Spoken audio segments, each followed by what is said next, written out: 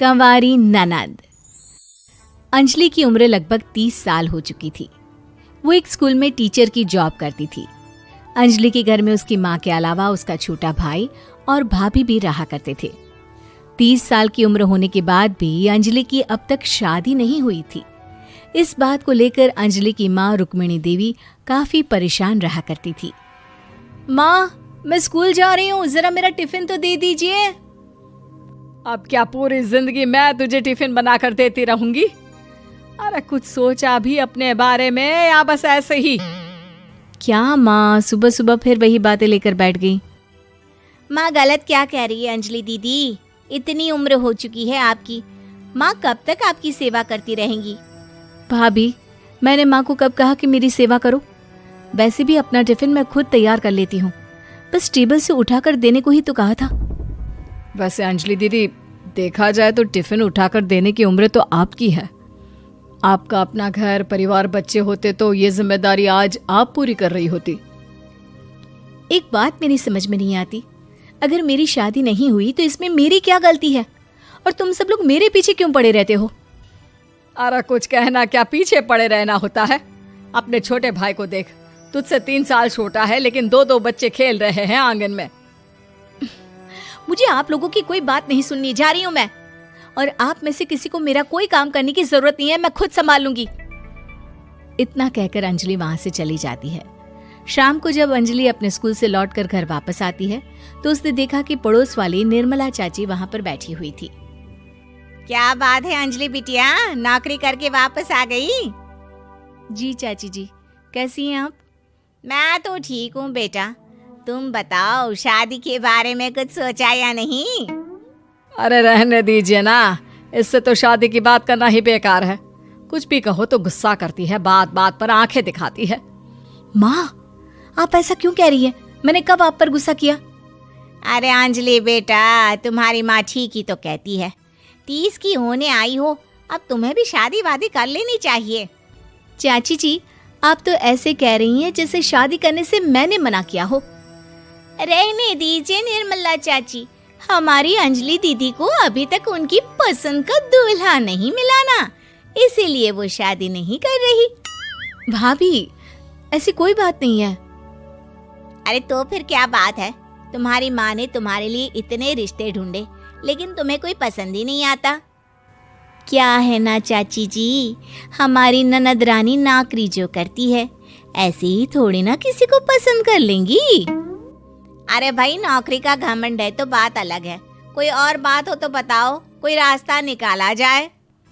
नहीं नहीं चाची जी, कोई बात नहीं है, बस मुझे अभी तक अपनी पसंद का कोई मिला नहीं है। सुन लिया आपने, इस लड़की के तो पर निकल आए हैं और इतनी उम्र में अपनी पसंद का कोई मिलेगा भी नहीं इसे। माँ, आप मेरी शादी को लेकर हमेशा मुझे ताने क्यों मारती रहती हैं? अपनी माँ की बातें तो ताने लगती है। ताने हैं? बताओ, मैंने कुछ गलत कहा क्या? देखो, ये सब छोड़ो, मेरी दूर की बुआ का बेटा है, उसकी अभी शादी नहीं हुई है, उम्र होगी कोई 34-35 साल। आप कहें तो बात आगे बढ़ाऊं? अरे हाँ हाँ, क्यों नहीं, ये भी कोई पूछने की बात है। अरे जल्दी से लड़के को यहाँ बुला लो। माँ, आप मुझसे पूछे बिना मेरी शादी की बात करने जा रही हैं और मेरी उम्र 30 भी पूरी नहीं हुई है। निर्मला चाची कह रही है कि वो लड़का 35 साल का है। अंजलि दीदी, आपको क्या लगता है इस उम्र में कोई फिल्म का हीरो आएगा आपके लिए? देखिए, अब पसंद और नापसंद की बात तो रहने दीजिए, पसंद करने की उम्र तो आपकी निकल चुकी। अब तो जो भी मिले उसी से शादी कर लीजिए, इसी में भलाई है। तेरी भाभी बिल्कुल ठीक कह रही है। अब जैसा रिश्ता मिले उसके लिए हाँ कर देना, ताकि हम भी गंगा नहाए। ठीक है, चलिए मैं उस लड़के को कहती हूँ, वो कल ही अंजलि को देखने आ जाएगा। अगले दिन निर्मला चाची के दूर का रिश्तेदार अंजलि को देखने उसके घर आता है।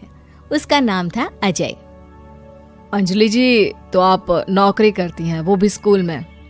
जी हाँ, मैं स्कूल में टीचर हूँ। हमारी बेटी बहुत होशियार है। अरे पढ़ने लिखने में इतनी होशियार है, इसीलिए तो इसकी नौकरी लगी है स्कूल में। हाँ हाँ ठीक है आंटी जी, ज़रा मुझे भी तो बात करने दीजिए आपकी बेटी से। जी पूछिए ना, क्या पूछना चाहते हैं? अंजलि मैडम, ये तो बताइए कि आपने अभी तक शादी क्यों नहीं की? बस ऐसे ही, कहीं कोई रिश्ता पसंद नहीं आया इसलिए। लेकिन क्या मैं आपसे पूछ सकती हूँ कि आपने शादी क्यों नहीं की? अंजलि, क्या कर रही हो तुम?